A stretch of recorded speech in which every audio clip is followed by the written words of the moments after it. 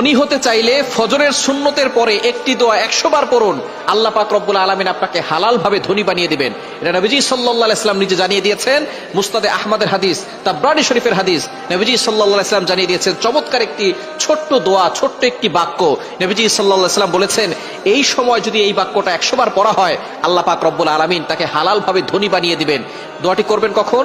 ফজরের নামাজের সময়, 2 রাকাত সুন্নতের পরে, ফরজের আগে। মনে রাখবেন, আজানের পরে, একামতের আগে এই সময়টা আমরা অনেকেই মসজিদে গিয়ে চুপচাপ করে বসে থাকি। আপনি এই সময় আল্লাহর কাছে দোয়া করবেন। এই সময় দোয়া করলে আল্লাহ তাআলা সেই দোয়াটা কবুল করে নেন। আর দোয়া লা ইউরাদ্দু বাইনাল আযানি ওয়াল ইকামা, তিরমিজি শরীফের হাদিস, আবু দাউদ শরীফের হাদিস। আজান ও ইকামতের মাঝখানে দোয়া করলে সেই দোয়াটা কবুল ফিরিয়ে দেওয়া হয় না, সেই দোয়া কবুল করা হয়। আপনি যখনই যেই নামাজে মসজিদে যাবেন, আজান দিয়েছে, একামত হতে একটু দেরি হয়, আপনি সুন্নত পড়ে চুপচাপ বসে থাকবেন না, গল্প করবেন না, আপনি আল্লাহর কাছে দোয়া করবেন। আল্লাহ তাআলা আপনার সকল দোয়াগুলো কবুল করবেন।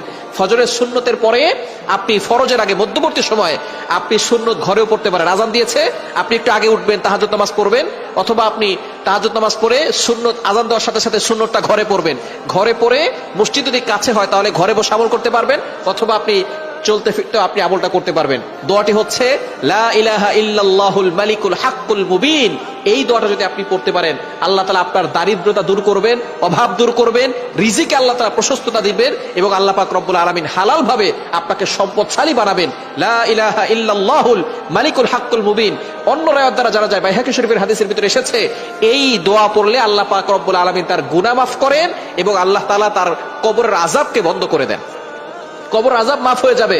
লা ইলাহা ইল্লাল্লাহুল মালিকুল হাক্কুল মুবিন, কবর আযাব বন্ধ হবে। এটা বাইহাকী শরীফের ভিতরে এসেছে। আর এই দোয়ার মাধ্যমে সম্পদ বৃদ্ধি হবে, অভাব দূর হবে।